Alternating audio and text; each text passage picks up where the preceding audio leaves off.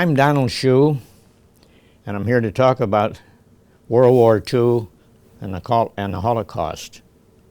I was drafted in April of 1943, right out of high school. I quit high school, and I right away got drafted. And they sent me to Fort Eustis, Virginia for my basic training. And while I was there, I was partial to machine guns. It was an artillery post, but I didn't want anything to do with those big guns for some reason or other, but I got kind of attached to the 50 caliber machine gun. And they told me there that don't waste your time, because when you leave here, you're too small. You'll be transferred into something else because you only weigh 118 pounds and you won't. And the funny part of it is, from there I went to England, and I was training for the Normandy invasion. Everybody was training for the Normandy invasion at that time. So, and the funny thing is, when I got to England, they put me on a 50 caliber machine gun, and I was working with 50 caliber machine guns till the war was over. So they miscalculated there. And we would go out. We have a day once in a while, we'd have a day off, but it was 7 days a week, morning till night, practicing for the Normandy invasion. Jumping off of barges into the English Channel, and in the winter time, of course. And I got pneumonia and ended up in the hospital for about 2 or 3 weeks. And that's the only break that I got from training, is when I went to the hospital. And I never will forget, the nicest thing about that hospital was that a nurse came in about the second morning I was there. I had pneumonia. And she says, how would you like to take a bath? And I says, what's a bath? Because I was in the Army long enough where if you got a shower, where you're lucky. So anyhow, she filled this bathtub about half full of hot water, and I sunk down in that. I shut my eyes, and I thought I died and went to heaven. It was that night. Well, after that, I got out of there, and we finally finished our training, getting ready for the Normandy invasion. We had no idea of when the invasion was going to take place. But we knew that that's what we were there for, and we knew that that's what we were training for, is the Normandy invasion.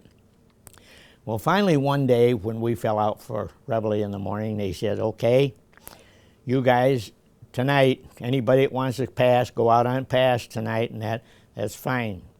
Because starting tomorrow, we're going to be confined to camp. Nobody else leaves the camp or comes and goes from the camp, because the time is near. So we did. We went out that night. I went to Hastings, England, right where we were near, and went out and had a time and went back. And so the next day, then we started packing up all our stuff, and they were giving us different clothing if we had any tattered clothes or shoes or anything that weren't 100%, why they were resupplying it. And after about 2 or 3 days of this, we got on trucks and we went down to Bournemouth, England. This is a coastal town in Bournemouth. We went down there and we started loading onto these barges. And I never saw so many boats in all of my life. It was right on the English Channel. You thought there was enough boats out there that you could almost walk across that English Channel. It was and chaos and everything, and everybody was mixed up and running in every direction. Well, we finally, we had half tracks. I should have brought that over. We had some half tracks. That's a half track is a truck with tracks in the back and wheels on the front. So we put our half tracks on I don't know what you would call it. It was a big barge. It was about the size of a football field, big flat barge. And then they took us and put us onto another boat, a landing boat, and this was, probably hold about 50, 75 guys. And so then as the barge went out into the channel, we followed alongside them and stayed within 10 or 15 yards from it. And then when this was on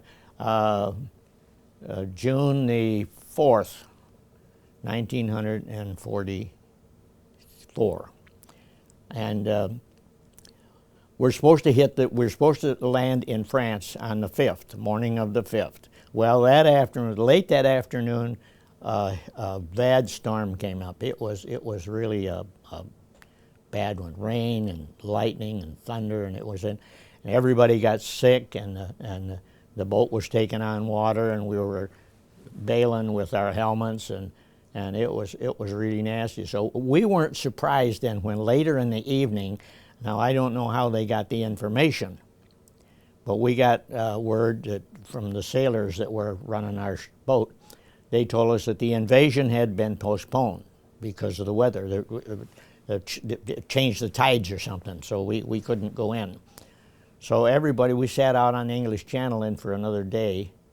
And then on the late afternoon of the 5th day of June, we got orders that we were either going to go back to England to refuel, and what a heck of a mess that would have been, or we're going to go to France. Well, they decided that we're going to go to France the next morning, which we did. As we approached the French coast, we were about, probably a couple of hundred feet, but before this, we got off of this small boat we were on and went down rope ladders onto this big barge and got into our half-track, started them up, and pumped the guns a little bit to make sure that they were in working condition and everything. So we got offshore on Omaha Beach. We got offshore, probably 150, 200 yards when the Navy opened up with their ships. They had big gunboats all along the coast of France, and they all started pounding on the beach, and it was really something. And I remember, I don't know, somebody said as we were approaching the beach, this must be what hell looks like, because the whole coast, as far as we could see both ways, was just nothing but fire and smoke, and boats running in every direction, and whistles blowing, and those big battleships firing in there, and they were throwing the Iron Man. And we were kind of glad, because we thought, boy, this is going to be duck soup. This is going to be real. Nobody can live on that beach. Nobody's going to be alive on there. And well, we were wrong. When we hit the beach, they had a lot of bunkers up there. Now, these bunkers are cement, like a cement house, and it's usually about maybe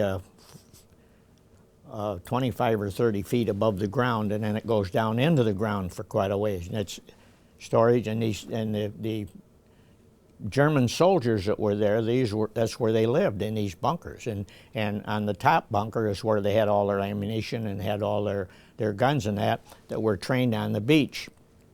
The windows in the back part, they had big double doors, steel doors that they could open and close to bring small trucks and supplies and stuff into the back.